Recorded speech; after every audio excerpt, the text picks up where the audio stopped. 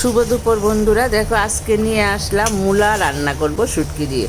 মূলার সঙ্গে শিম থাকবে, বেগুন থাকবে, আলু থাকবে আর ট্যাংরা শুটকি দিয়ে রান্না করবো। শীত তো প্রায় শেষ হয়েই গেছে আর শেষমেশ ট্যাংরা মূলাটা খেয়ে দেখি কেমন লাগে। আমার তো ভীষণই ভালো লাগে। তোমাদের কার কার ট্যাংরা শুটকি দিয়ে মূলা দিয়ে ভালো লাগে একটা কমেন্ট করো। দেখো আমি শুটকিগুলিকে আগে ভালো করে গরম জলে ধুয়ে একদম ছাঁকা তেলে ভেজে নিচ্ছি।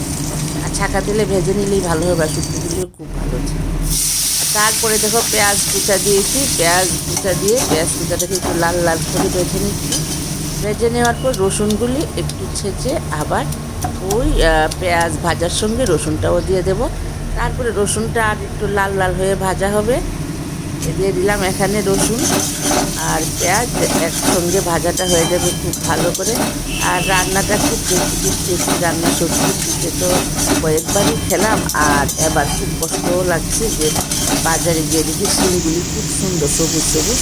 ওই শিমগুলি নিয়ে লাস্ট একটা শুটকিও নিয়ে আসলাম, নিয়ে আচ্ছা দেখি এবার কীরকম লাগে। গরম করলে তো শুটকিটা সেই খাওয়া যায় না। এখন দেখো এই সুন্দর সবুজ সবুজ শুটকি আর শিম আর আলু দিয়ে একটু ভালো করে কষিয়ে নিচ্ছি। এখন নুন দিয়েছি, নুন দেওয়ার ফলে এখন শিম এবং আলুটা সিদ্ধ হয়ে যাবে। আবার তারপরে একটু নেড়ে চেড়ে নিচ্ছি। এখন দেখো তারপরে হলুদ দেবো, একটু ভালো করে শিমটা একটু কষিয়ে নেব। এদিকে দেখো কাঁচা লঙ্কাও বেটে দিচ্ছি, আবার আমি একটু কালারের জন্য লাল লঙ্কাও দেব।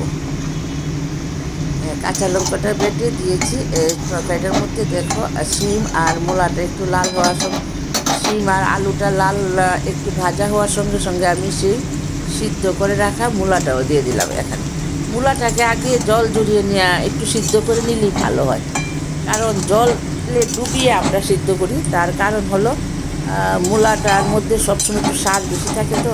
আর আমি গ্রামের বাড়ির মানুষ, আমার বাবার বাড়িতে এইসব হয়।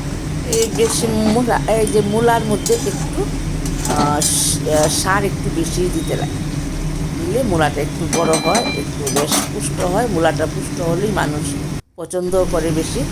আর সেটা আমি জানি বলে আমি মূলা সবসময় ভাপিয়েও নিই।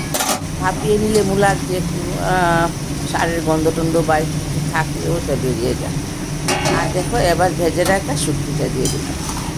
এবার একটু ভালো করে কষিয়ে নেব। আর লাল লঙ্কা, একটু সবুজ লঙ্কা তো পড়িয়ে গেল, আর এখন ধনিয়া পাতা পড়বে শেষমেশ মশলা। এবার শুটকিটা খুব ভালো করে সিদ্ধ হতে হবে ওটার সঙ্গে। এইভাবে নেড়ে ছেড়ে একটু ঢেকে দেবো। ঢেকে দেওয়ার পরে শুটকিটা থেকে স্বাদটা বেরিয়ে আসবে আর তরকারিটা ভীষণই ভালো লাগবে। শুটকির মধ্যে ভীষণ স্বাদ আছে। আর একটু জল দিয়ে দিলাম, একটু সিদ্ধ হবে।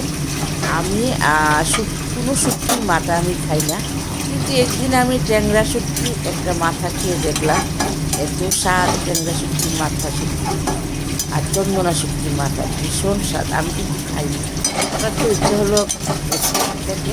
তার কারণ হলো শুটকিগুলি খুব ভালো ছিল, একদম টেস্ট করে দেখলাম সত্যি ভালো। অনেকে এইগুলি খায় বলে আমি একটা বেশি পছন্দ করতাম না, আর দেখি এখন আমারও ভালো লাগে, আমিও খাই।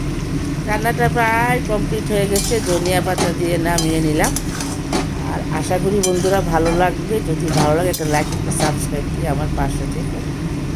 আর আমি আরেকদিন আরেকটা ভিডিও নিয়ে আসবো। আর সেই রকম লাক্সারি ভিডিও আমি দিতে পারবো না, কারণ আমি একটু গ্রামেরই মেয়ে, আর সাধারণ ভিডিওই দেবো। আর তোমরা এগুলো যদি পছন্দ হয় একটু লাইক কমেন্ট করো, আমারও ভালো লাগবে। আর একটু মানে শেষমেশ আর একটু ধনিয়া পাতা দিয়ে একদম ভালো করে কড়াইটাকে আরেকটু সাজিয়ে নিলাম, নামিয়ে নেব। এখন রান্নাটা হয়ে গেছে।